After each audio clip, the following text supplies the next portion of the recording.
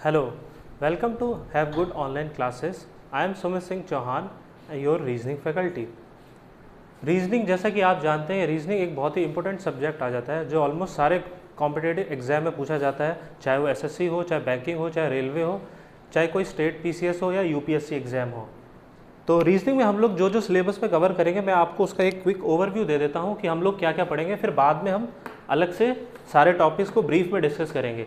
सबसे पहले मैंने यहाँ पे जो टॉपिक डिस्कस यहाँ पे मैंने जो मेंशन किया हुआ है वो टॉपिक है analogies and classification. Analogies means हुआ समानता और वर्गीकरण।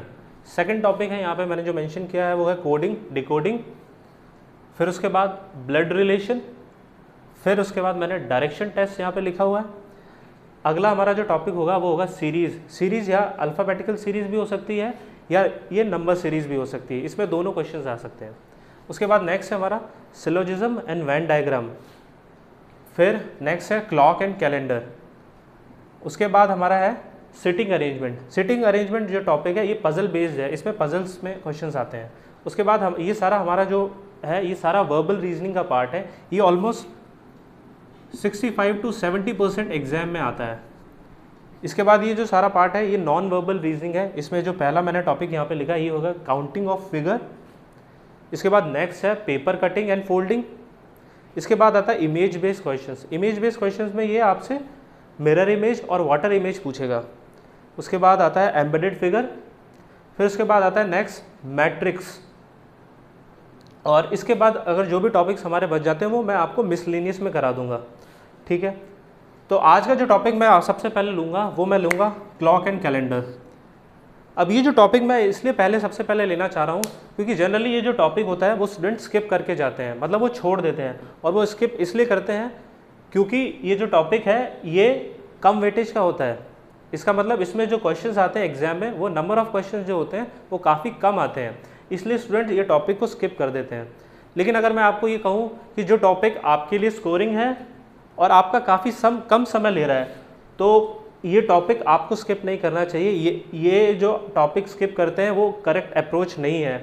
तो मैं यही कहना चाहूँगा कि जो टॉपिक आपको स्कोरिंग है, जो आपके मार्क्स इंश्योर करेगा और आपका काफ़ी कम समय लेगा, तो इस टॉपिक से मिलने वाले आपको 2-3 मार्क्स आपका रिजल्ट तय करेंगे। अगर यही 2-3 मार्क्स आप नहीं ले पाए तो आपका जो रिजल्ट है वो ऊपर नीचे हो सकता है, ठीक है। तो मैं पहला टॉपिक जो सबसे पहले स्टार्ट कर रहा हूँ वो है क्लॉक एंड कैलेंडर।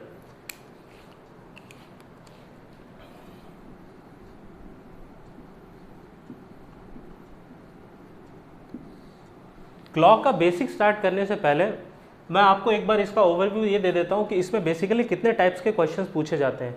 इसमें जनरली 4 टाइप्स के क्वेश्चन पूछे जाते हैं। मैं एक बार इन शॉर्ट आपको चारों टाइप्स बता देता हूँ, फिर एक एक करके हम सारे टाइप्स डिस्कस करेंगे। जिसमें पहला टाइप आता है वो आता है इमेज बेस्ड। मतलब इसमें जो क्वेश्चंस पूछे जाते हैं वो प्रतिबिंब पे आधारित होते हैं।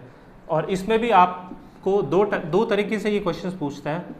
पहला हो गया मिरर और दूसरा हो गया ये वाटर। मतलब आईने में प्रतिबिंब और जल में प्रतिबिंब, ये 2 तरह के क्वेश्चंस पूछेगा, वाटर इमेज, मिरर इमेज और वाटर इमेज। और जो इसमें सेकंड टाइप होगा उसमें हमें टाइम गिवन होगा और हमसे इसमें एंगल पूछेगा। मतलब सपोज अगर आपको ये गिवन है, जैसे घड़ी में समय हो रहा है 7:40, 7:40 टाइम हो रहा है, तो हमसे पूछेगा कि दोनों हैंड्स के बीच में, दोनों सुइयों के बीच में क्या एंगल बन रहा होगा। तो ये हमसे इसमें एंगल बेस्ड क्वेश्चन पूछेगा। जो इसका हमारा थर्ड टाइप होगा वो इसी से डिराइव होगा, मतलब वो इसी से मिलता जुलता होगा। इसमें हमें एंगल गिवन होगा और हमसे टाइम पूछेगा। कैसे? मतलब जैसे इसमें हमें ये पूछ लेगा कि 7 से 8 के बीच में किस टाइम घड़ी की सुइयां 45 डिग्री के एंगल पे होंगी, 45 डिग्री के एंगल पे होंगी। क्वेश्चन ऐसे पूछ लेगा हमसे, ठीक है। या फिर इसमें एक और टाइप बन जाता है जो मेरा थर्ड टाइप है। इसके अंदर क्वेश्चन ऐसे भी पूछा जा सकता है कि 7 से 8 के बीच में ऐसा कौन सा समय होगा जब दोनों सुइयां विपरीत दिशाएं में होंगी, यानी अपोजिट डायरेक्शन में होंगी। तो ये आपसे अपोजिट का भी पूछ सकता है, जो हमारी जो हैंड्स होंगी वो अपोजिट डायरेक्शन में हो। एक आपसे ये कोइंसाइड भी पूछ सकता है। कोइंसाइड मतलब जब सुइयां एक के ऊपर एक होंगी। तो इसमें ये 2 टाइप से क्वेश्चन पूछ सकता है, ठीक है। अब हम फोर्थ टाइप मैं आपको बता देता हूँ। फोर्थ टाइप जो होता है वो होता है basically error based. Error base का मतलब ये है कि अगर घड़ी में कुछ खराबी आ जाती है, घड़ी कुछ खराबी से फास्ट हो जाती है या स्लो हो जाती है, तो उसके कारण हमें ये एक्चुअल टाइम निकालने के लिए पूछ सकता है कि घड़ी में एक्चुअल टाइम क्या हुआ है। जैसे सपोज ये पूछ लेगा कि एक घड़ी 24 घंटे में 10 मिनट जल्दी चलती है, स्पीड में चलती है, तेज़ चलती है, तो 1 घंटे बाद, 2 दिन बाद, 3 दिन बाद, 24 घंटे बाद घड़ी का एक्चुअल समय क्या होगा। तो हमसे ये टाइम निकालने के लिए पूछ सकता है एरर बेस्ड क्वेश्चंस में, ठीक है। मैंने ये चारों टाइप आपको बता दिए। अब मैं एक एक करके ये चारों टाइप को आपको ब्रीफ में एक्सप्लेन करूंगा।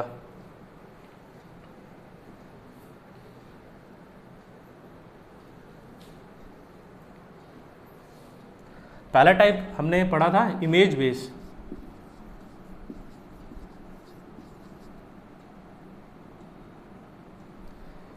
इमेज बेस में बेसिकली ये जो क्वेश्चन पूछता है, पहले मैं आपको एक घड़ी बना के दिखा देता हूँ ताकि मैं उसमें क्वेश्चंस आपको अच्छे से समझा सकूँ।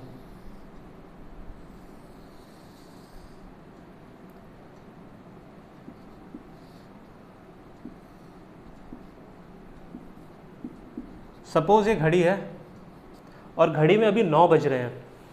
घड़ी में अगर 9 बज रहे हैं तो एग्जामिनर इस पे हमें कैसे क्वेश्चन पूछेगा इमेज में। मिरर इमेज आपको पहले समझा रहा हूँ। मिरर,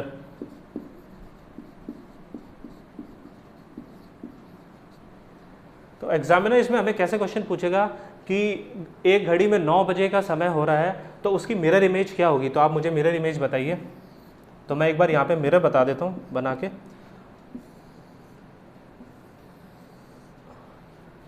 और आप देखेंगे मिरर इमेज में बेसिकली होता क्या है, जो हमारा मिरर होता है हम उसको 2 पार्ट्स में डिवाइड करते हैं वर्टिकली। इसके 2 पार्टीशन कर दिए मैंने मिरर के। इसमें जो लेफ़्ट वाला पार्टीशन है इसको मैंने लेफ़्ट लिख दिया ताकि आप आसानी से डिफ्रेंशिएट कर सकें, और जो दूसरा पार्टीशन है उसको मैंने राइट लिख दिया है। तो इसमें होगा क्या कि जब हम इसकी मिरर इमेज बनाएंगे तो जो सुई लेफ़्ट में किसी पे होगी वो उसकी मिरर इमेज में राइट पे आ जाएगी, ठीक है। मतलब कैसे, अगर मैं समझाना चाहूँगा आपको, अगर इसकी मिरर इमेज लूँगा तो जो सुई 9 पे होगी वो उसकी मिरर इमेज में 3 पे आ जाएगी। जो सुई 10 पे होगी वो 2 पे आ जाएगी। ऐसे ही जो सुई 8 पे होगी वो 4 पे आ जाएगी, और ऐसे ही जो सुई 9 पे वो तो 3 पे मैंने आपको बता ही दिया है, ठीक है। और जो सुई 12 पे होगी और 6 पे जो होगी उसमें कोई चेंज नहीं होगा। क्यों चेंज नहीं होगा? क्योंकि हमने वर्टिकली डिवाइड किया है, और वर्टिकली में 12 और जो 6 पे होंगी सुई, उन दोनों में कोई चेंजेस नहीं आएंगे, ठीक है। तो इस अप्रोच के हिसाब से हमारा क्या आंसर हो जाएगा कि मिरर इमेज में कितने बचेंगे? 3, ठीक है। इसमें किसी को तो कोई डाउट हो नहीं सकता। लेकिन मैं आपको ये बताना चाहूँगा कि एग्ज़ाम में अगर इस ऐसा क्वेश्चन आता है मिरर बेस का, या आगे मैं आपको जो वाटर बेस इमेज का पूछूंगा, तो वो आपको इस इमेजिनेशन से नहीं करना है। आपको ये एग्ज़ाम में घड़ी वगैरह नहीं बना के करना है। आपको मैं इसकी एक दूसरी अप्रोच बताऊंगा, उससे आपको करना है। क्योंकि ये आप करेंगे तो इसमें फिर भी आपकी एक लिमिट है, आप लिमिट तक क्वेश्चंस कर पाएंगे, आप सारे क्वेश्चंस इसमें अटैम्प्ट नहीं कर पाएंगे। लेकिन कई बच्चे कहते हैं कि नहीं सर, हमारी इमेजिनेशन बहुत स्ट्रॉन्ग है, हमें आप कोई भी क्वेश्चन दे दीजिए, हम आपको कर देंगे। तो मैं उनसे ये क्वेश्चन करूँगा कि आप मुझे बता दीजिए, अगर टाइम हो रहा है 8:43, 4/11, मतलब फ्रैक्शन में दे रखा है मैंने मिनट को, 8:43, 4/11 हो रहे हैं। तो अगर आप इसकी मिरर इमेज बनाएंगे तो आपको काफ़ी समय लग जाएगा। लेकिन हमारे पास एग्जाम में यही टाइम ही तो नहीं होता है, तो आपको ये इमेजिनेशन वाली अप्रोच से नहीं करना है इस एग्ज़ाम को। ये क्वेश्चन मैं आपको बाद में बताऊंगा कि मैं इसको कैसे करूंगा। तो ठीक है, जो मैंने आपको बताया था मिरर इमेज को, तो मिरर इमेज को हम कैसे सॉल्व करेंगे? अगर हमें जो भी क्वेश्चन में पूछा जाता है, सपोज एग्जामिनर पूछता है 7:40 हो रहे हैं, आप इसका मिरर इमेज बनाइए। तो मिरर इमेज बनाने के लिए मैं क्या करूँगा, जो भी मेरे को गिवन टाइम होगा, सपोज मेरे को 7:40 ये मेरे को टाइम दिया है, इसकी मिरर इमेज बनाने को बोला है एग्जामिनर ने, तो मैं क्या करूँगा, इस टाइम को 12 घंटे 12 आवर्स से माइनस कर दूंगा।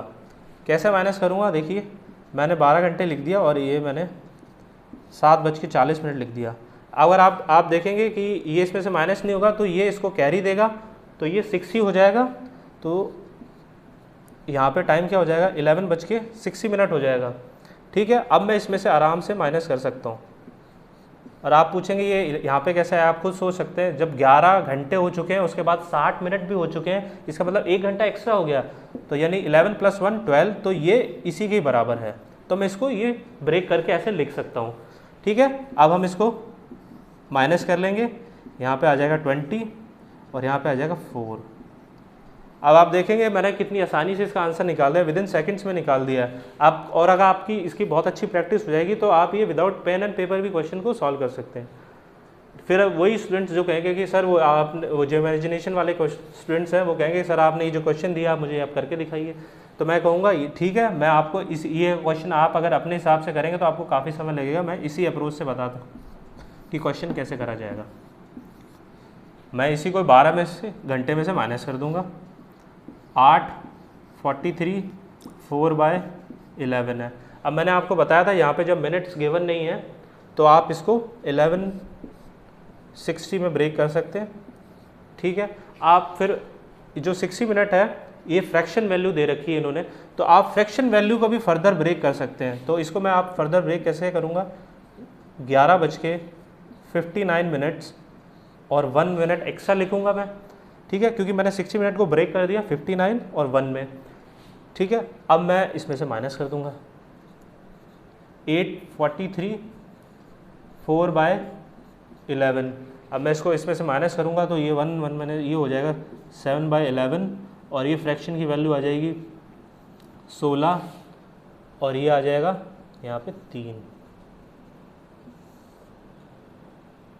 तो ये देखिए मैंने सेकंड्स में इस क्वेश्चन का आंसर निकाल दिया। यहाँ पे एक बार मैं आपको ऊपर करके लिख के दिखा देता हूँ। मैंने यहाँ पे ये लिखा था 11:60 से माइनस करना होता है, तो मैं इसको फर्दर ब्रेक कर सकता हूँ। इसको मैं ऐसे लिख सकता हूँ 11:59 और प्लस 1 मिनट और लिख सकता हूँ इसको मैं। फिर हमारा जो क्वेश्चन में गिवन टाइम है उसको मैं यहाँ लिखूँगा और इसमें से अब हम इसको आसानी से माइनस कर सकते हैं। ठीक है, 1 - 4/11 ये हो जाएगा 7/11 और 59 में से 43 जाएंगे तो ये होगा 16 7/11 मिनट्स और यहाँ 11 में से 8 जाएंगे तो 3। तो इसका आंसर आ जाएगा हमारा मिरर इमेज में 3:16 7/11 मिनट्स, इसका ये आंसर हो जाएगा। तो आप ये देखेंगे मैंने बहुत आसानी से सेकंड्स में इसका आंसर निकाल दिया।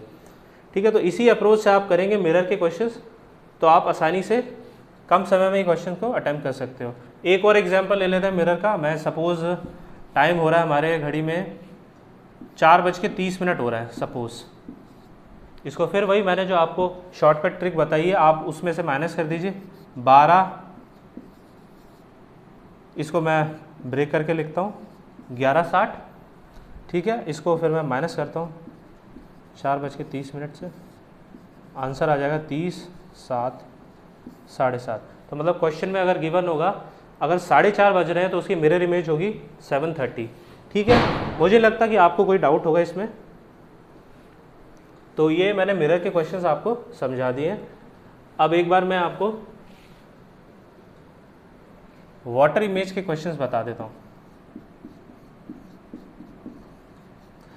वाटर में मैंने वाटर इमेज बताने से पहले मैं आपको वापस से बता देता हूँ, जो मिरर इमेज थी मैंने उसमें से आपको बस जो भी गिवन क्वेश्चन में टाइम दिया गया होता है उसको आप 12 घंटे में से माइनस कर दीजिए, आपका आंसर आ जाएगा।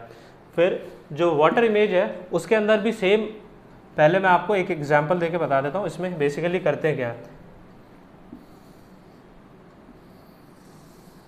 सपोज ये घड़ी है,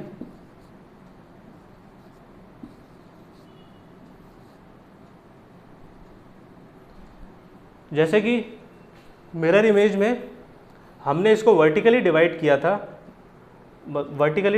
था लेफ़्ट और राइट पार्ट में, और जैसे ही जब हम वाटर इमेज पढ़ते हैं तो हम इसको टॉप और बॉटम में डिवाइड कर देते हैं।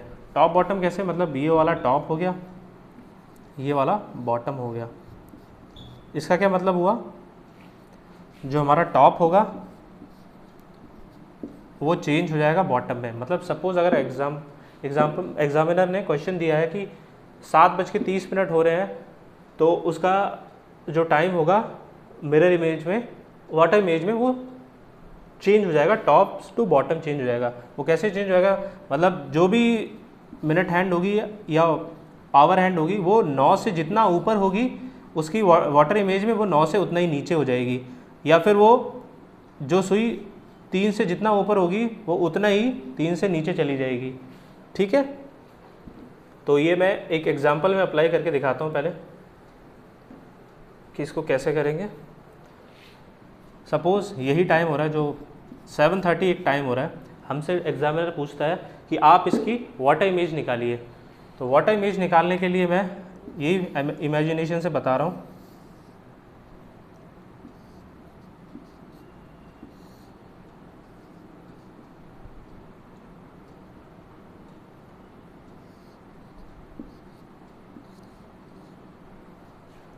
अगर घड़ी में 7:30 हो रहे होंगे तो कुछ ऐसा टाइम शो होगा। ठीक है, अगर मैं इसकी वाटर इमेज बनाना चाहूँ तो मैं क्या करूँगा, जैसे मैंने आपको बताया था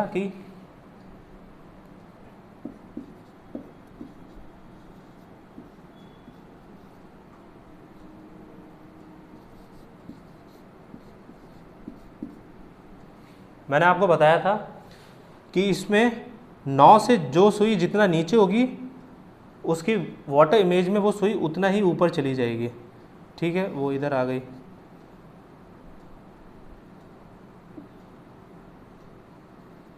और ये सुई ऊपर चली जाएगी।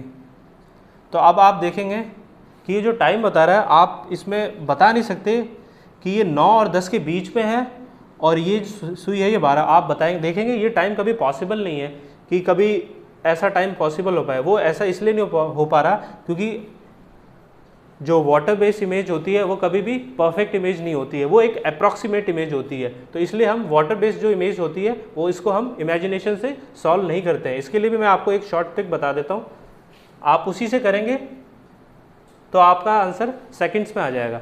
ठीक है, अब सेम इसी क्वेश्चन को अगर मैं करूँगा तो इसके लिए जो शॉर्टकट ट्रिक होगी वो क्या होगा, इसको आप 18 घंटे 30 मिनट में से माइनस कर दीजिए, या आप इसको फर्दर और ब्रेक करना है, अगर मिनट्स आपके 30 से ज़्यादा होते हैं तो आप इसको ऐसे भी ब्रेक करके ये भी लिख सकते हैं 17 घंटे 90 मिनट। आप इनमें से जो आपको सुटेबल लगे वो चीज़ आप लिख सकते हैं।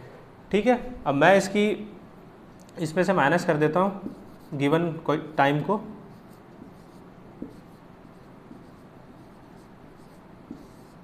थर्टी में से 30 जाएंगे इतना। अब देखेंगे आप इसमें 11 बजे बता रहा है और हमने जब इमेजिनेशन से सॉल्व किया था तो आपको समझ नहीं आ रहा था कि 10 बज रहे हैं कि 11 बज रहे हैं। इसमें जो हमारा आंसर आया ये एकदम सही है आंसर। तो मैंने अभी तक आपको जो दोनों इमेजेस का बताया, मैं एक बार आप उसको कंक्लूड कर देता हूँ कि इसमें दोनों क्वेश्चंस आपको कैसे करने हैं।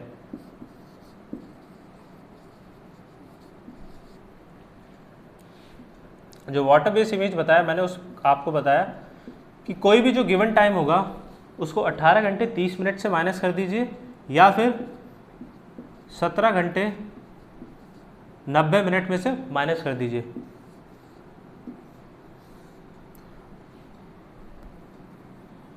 और दूसरा जो मैंने बताया आपको मिरर,